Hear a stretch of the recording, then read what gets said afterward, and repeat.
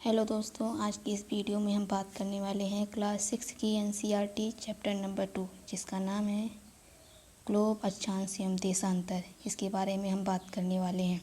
तो जैसा कि आप जानते हैं कि जो हमारी पृथ्वी है दोनों ध्रुवों पे चपटी है और बीच में कुछ उभरी हुई है, जिसको हम नाम देते हैं भूभाग। जैसा कि कल मैंने आपको बताया था, इसको क्या नाम देते हैं, भूभाग।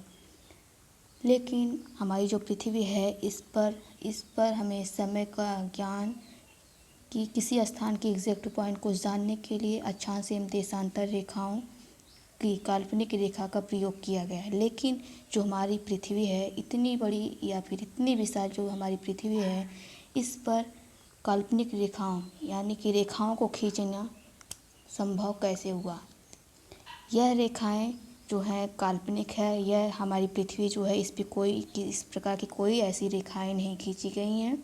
यह एक काल्पनिक है और वैज्ञानिकों द्वारा इसको समझने के लिए इसी हमारी जो पृथ्वी है इसी का एक प्रतिरूप तैयार किया गया है, जिसको हम ग्लोब नाम देते हैं। क्या आपको पता है कि अक्षांश एवं देशांतर रेखाओं के चलते अमेरिका ने ओसामा बिन लादेन को मारने में सक्षम हुआ। इसी के कारण दुश्मनों को ठिकाने लगाया जाता है। लेकिन यह कैसे, इसको समझने के लिए सबसे पहले हमारे वीडियो को आपको पूरा देखना होगा, तब जाके आपको समझ में आएगा कि यह कैसे संभव हो सकता है। तो सबसे पहले आइए हम बेसिक से समझते हैं कि अक्षांश एवं देशांतर क्या होते हैं। इसके लिए हम एक फ्रेश पेज पे समझने की कोशिश करते हैं। आइए देखते हैं। मान लेते हैं हमारी पृथ्वी है, क्या है, ये हमारी पृथ्वी है। उसके बाद देखते हैं पृथ्वी के उत्तरी ध्रुव एवं दक्षिणी ध्रुव। ये रही हमारी पृथ्वी का उत्तरी ध्रुव और यहाँ पे दक्षिणी ध्रुव। पृथ्वी के उत्तरी ध्रुव एवं दक्षिणी ध्रुव को दो समान भागों में बांटने के लिए एक काल्पनिक रेखा खींची गई, जिसको हम नाम देते हैं विषुवत रेखा। क्या नाम देते हैं, विषुवत रेखा। इसको हम कहते हैं 0 डिग्री, या फिर इसको हम विषुवत रेखा कहते हैं, या फिर इसका दूसरा नाम है, इसको हम कहते हैं भूमध्य रेखा। और इस भूमध्य रेखा के ऊपर को हम क्या कहते हैं, उत्तरी गोलार्ध। इसको क्या कहते हैं, उत्तरी गोलार्ध। और इसको कहते हैं दक्षिणी गोलार्ध। क्या कहते हैं, दक्षिणी गोलार्ध। इसी के समानांतर और हम ऊपर से उत्तरी ध्रुव से लेके नीचे के दक्षिणी ध्रुव तक मिलाने वाली काल्पनिक रेखा को हम देशांतर रेखा कहते हैं। क्या कहते हैं, देशांतर रेखा। और इसके पूरब में इसको कहते हैं पूर्वी गोलार्ध और इसको क्या कहते हैं, पश्चिमी गोलार्ध। इतना समझ में आया। अब दोनों ध्रुवों को मिलाने वाली रेखा जो होती है, उत्तरी गोलार्ध है रहा, यहाँ पे दक्षिणी गोलार्ध रहा, दोनों ध्रुवों को मिलाने वाली रेखा पृथ्वी के केंद्र से होकर जाती है। पृथ्वी का केंद्र ये रहा, पृथ्वी के केंद्र से होकर गुजरने वाली रेखा को हम क्या कहते हैं, अक्ष कहते हैं। और हमारी जो पृथ्वी है 23.5 डिग्री झुकी हुई है अपने अक्ष पर, और इसी को हम कहते हैं अक्षीय झुकाव। यहाँ पे कुछ हमारी पृथ्वी इस तरह ऐसे झुकी हुई है, इस तरह। ये रहा उत्तरी गोलार्ध, ये रहा दक्षिणी गोलार्ध, और यह क्या है, 23.5 डिग्री झुकी हुई है अपने अक्ष पर। हम बार बार अक्षांश रेखा के बारे में बात कर रहे हैं, लेकिन यह है क्या। तो आइए सबसे पहले देखते हैं कि अक्षांश रेखा क्या होती है, अक्षांश एवं अक्षांश रेखा में अंतर क्या होता है। आप लोगों को यूट्यूब पर कई जगह देखने को मिल जाएगा कि कुछ लोग जो हैं अक्षांश एवं अक्षांश रेखा में फ़र्क ही नहीं समझते हैं कि इसमें अंतर क्या है, और वह दोनों एक ही बता के चले जाते हैं। तो हम यहाँ पे दोनों में अंतर देखेंगे। मान लेते हैं हमारी पृथ्वी है, ठीक है, और यह हमारा विषुवत रेखा है, जो कि हमने पहले डिस्कस कर दिया है 0 डिग्री। कितना है, 0 डिग्री। और इसी के समानांतर, विषुवत रेखा के समानांतर, चूँकि ये हमारा ये 2D फिगर है, 3D फिगर में रहता तो आपको अच्छे से दिखाई देता, लेकिन ये 2D फिगर है तो आपको इसी तरह समझना होगा। यह 0 डिग्री के समानांतर एक वृत्ताकार रेखा होती है। कौन, अक्षांश एक वृत्ताकार रेखा होती है, जो कि पूरा पश्चिम से लेके, इधर से लेकर पश्चिम से लेके पूरब की ओर खींची जाती है, जो कि विषुवत रेखा के समानांतर होती है, और यह 1 डिग्री के अंतराल पे होती है विषुवत रेखा। और इसी तरह जो अक्षांश होती है, अक्षांश रेखा विषुवत रेखा के उत्तर में, यानी कि यह जो उत्तरी गोलार्ध है उत्तर में 90 होती है। कितनी रेखाएं होती हैं? 90 होती हैं। और यहाँ पे इधर कितनी होती हैं? 90 होती हैं। लेकिन यहाँ पे 2 पॉइंट है। लेकिन हमने अभी डिस्कस किया कि 1 डिग्री के अंतराल पे यह क्या है, इसका आशय क्या है।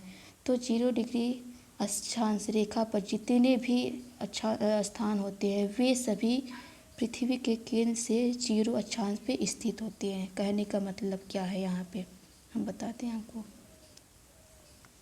जैसे कि मान लेते हैं कि यह 0 डिग्री क्या है? अक्षांश है। और यह हमारी जो पृथ्वी है यह तो 2D फिगर है, मान लेते हैं इस प्रकार यह है क्या है? अक्षांश और अक्षांश है। और हमारी समस्त पृथ्वी हमारी पृथ्वी के समस्त भाग पर जो अक्षांश 0 डिग्री पे कोई भी पॉइंट है उसका क्या है? उसका जो अक्षांश है रेखाएं एक सीध में है। सभी जो स्थान है एक सीध में है। जैसे मान लेते हैं यहाँ पे है, अर्थात जो हमारा अक्षांश रेखा होता है उस समान कोण पे मिलता है। समान अक्षांश को मिलाने वाली काल्पनिक रेखा को हम अक्षांश कहते हैं। जैसे कि ये 0 है, 0 डिग्री जो है अक्षांश रेखाएं हैं। सभी बिंदुओं को, पृथ्वी के समस्त बिंदुओं को मिलाने वाली रेखाओं को हम क्या कहते हैं? अक्षांश रेखा कहते हैं। क्या कहते हैं? अक्षांश रेखा, जो कि ये विषुवत रेखा के समानांतर होती हैं।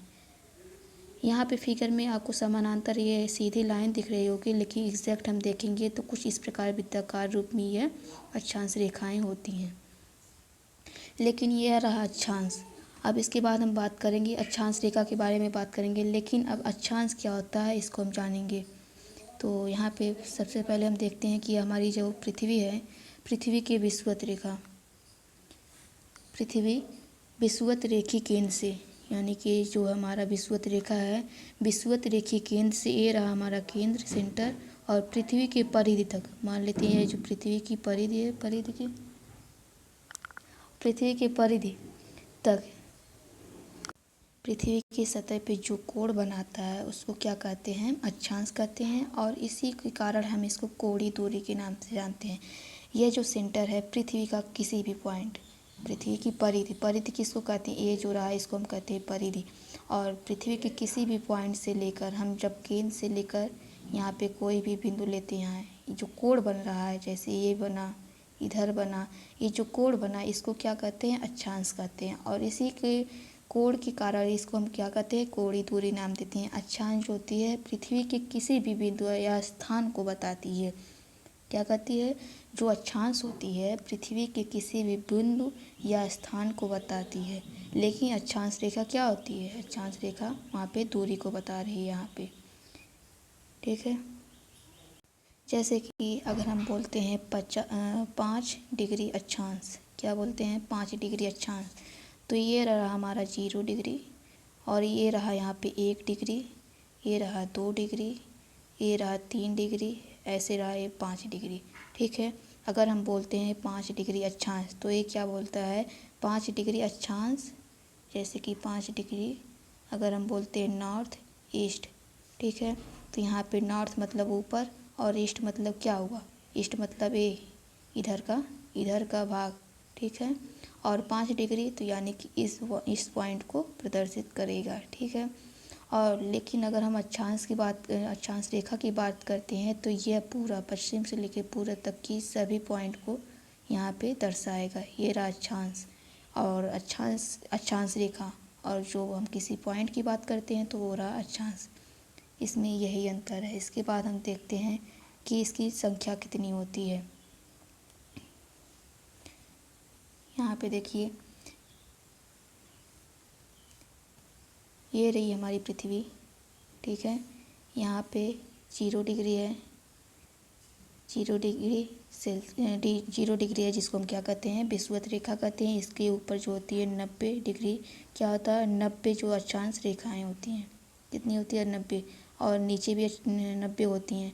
लेकिन यहाँ पे समझने की बात यह है कि यहाँ पे देखते हैं जैसे जैसे हम विषुवत रेखा के ऊपर जाते हैं, जो अक्षांश रेखाएं हैं उनकी जो लंबाई है उनमें कमी आने लगती है। जैसे देखिए यहाँ पे देखिए, विषुवत रेखा जो सबसे बड़ी है उसके बाद छोटी होती चली जा रही है, और लास्ट में जो 90 डिग्री आता है वहाँ पे एक बस नाम मात्र बिंदु के रूप में बचता है।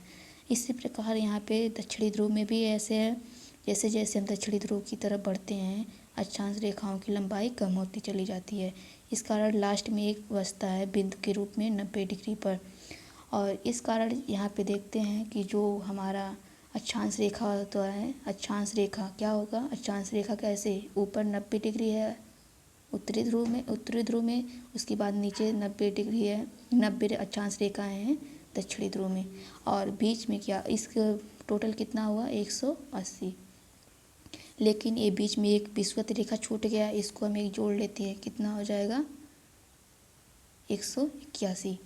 लेकिन अब यहाँ पे हम बात करते हैं जो यहाँ पे लास्ट में सबसे उत्तरी ध्रुव और नीचे दक्षिणी ध्रुव, यहाँ पे एक बिंदु है और नीचे भी बिंदु है, ये क्या हुआ दो बिंदु के रूप में हमें दिखाई दे रहा है। लेकिन यह इसको हम क्या कहते हैं अक्षांश रेखा नहीं कहेंगे, इस जो है बिंदु के रूप में इसको हम रेखा नहीं कहेंगे। इस कारण इसको हम दो इसमें से माइनस कर देते हैं।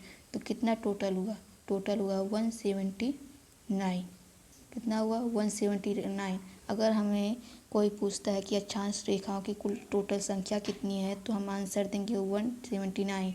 लेकिन यह तब आंसर होगा जब हम 1 डिग्री अंतराल पर देखेंगे। वैसे तो अगर हम यहाँ पे 0 और 1 के बीच 1 डिग्री के बीच अगर देखते हैं तो असंख्य अक्षांश रेखाएं होती, परंतु अगर हमें 1 डिग्री के अंतराल पे अगर पूछता है तो वहाँ पे 179 अक्षांश रेखाएं होती हैं। यहाँ पे जितना भी बुक में दिया मैंने आपको फिगर के माध्यम से समराइज कर दिया है। उसके बाद आगे हम देखते हैं क्या बोल रहा है बुक में, ये सब आपको मैंने बता दिया है। अब यहाँ पे एक देखते हैं, यहाँ पे महत्वपूर्ण अक्षांश रेखाएं, अक्षांश यानी समानांतर रेखाएं के बारे में बता रहा है कि विषुवत वृत्त 0 डिग्री, यहाँ पे देखिए 0 डिग्री को क्या कहते हैं विषुवत वृत्त कहते हैं। उत्तरी ध्रुव 90 डिग्री उत्तर में, 1 मिनट फिगर हम आपको दिखाते हैं, ये देखिए उत्तरी ध्रुव 90 डिग्री उत्तर में, फिर उसके बाद दक्षिणी ध्रुव 90 डिग्री दक्षिण में, यहाँ पे 90 डिग्री है। और इसी तरह अतिरिक्त 4 महत्वपूर्ण अक्षांश समानांतर रेखाएं होती हैं, ये रेखाएं हैं। तो यहाँ पे बताया है कि उत्तरी ध्रुव उत्तरी गोलार्ध में कर्क रेखा 23.5 डिग्री पर होती है। दक्षिणी गोलार्ध में जो होती है मकर रेखा 23.5 डिग्री दक्षिणी गोलार्ध में होती है। उसके बाद दिखा है कि विषुवत वृत्त के 66.5 उत्तर में 66.5 डिग्री उत्तर में उत्तरी ध्रुव, और विषुवत रेखा के 66.5 डिग्री दक्षिण में दक्षिणी ध्रुव के बारे में बात किया है। उसके बाद देखते हैं कि जो हमने ग्लोब के बारे में बताया, ये देखिए यहाँ पे रहा विषुवत रेखा, उसके बाद रही 90 अक्षांश रेखाएं उत्तर में भी दक्षिण में भी।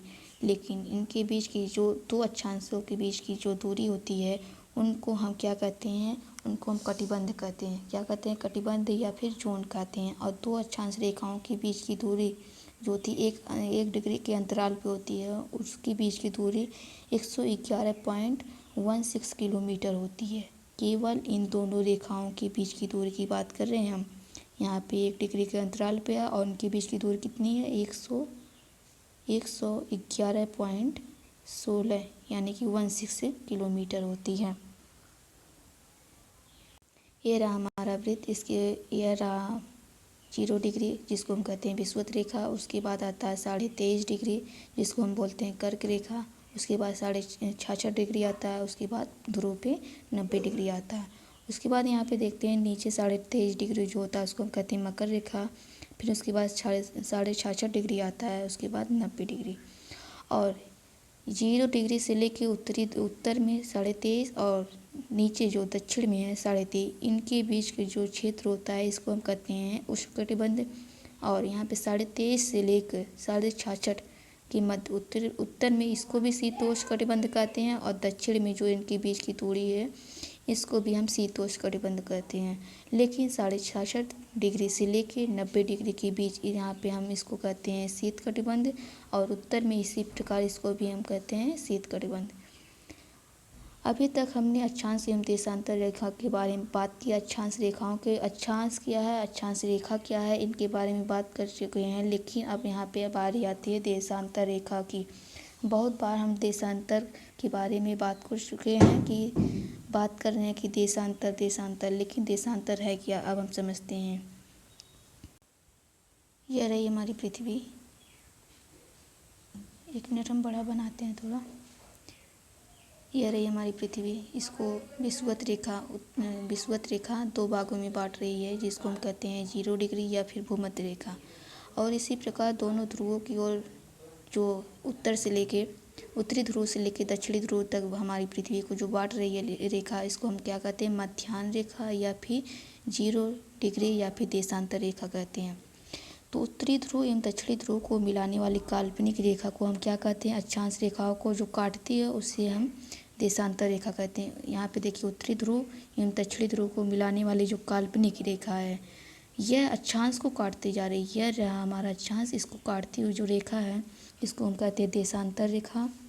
और नॉर्थ पोल और साउथ पोल को मिलाने वाली काल्पनिक रेखा जो कि इंग्लैंड के ग्रीनविच नामक स्थान से गुजरती है, उसे 0 डिग्री की देशांतर रेखा या फिर प्रधान देशांतर रेखा के नाम से जानते हैं।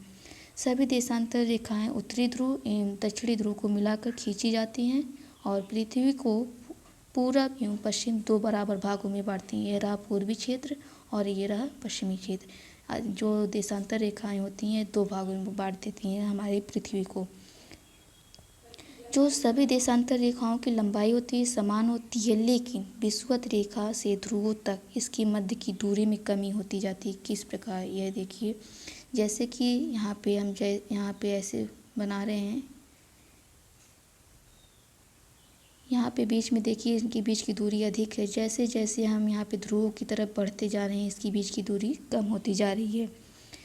इनके बीच की दूरी कम होती जा रही है। 1 डिग्री के अंतराल पे प्रधान देशांतर रेखा पूर्व की ओर 180, यहाँ पे इधर की तरफ हम देखते हैं कि इनकी संख्या कितनी होती है, 180 होती है। और पश्चिम की तरफ भी हम देखते हैं इनकी संख्या कितनी होती है, 180 होती है।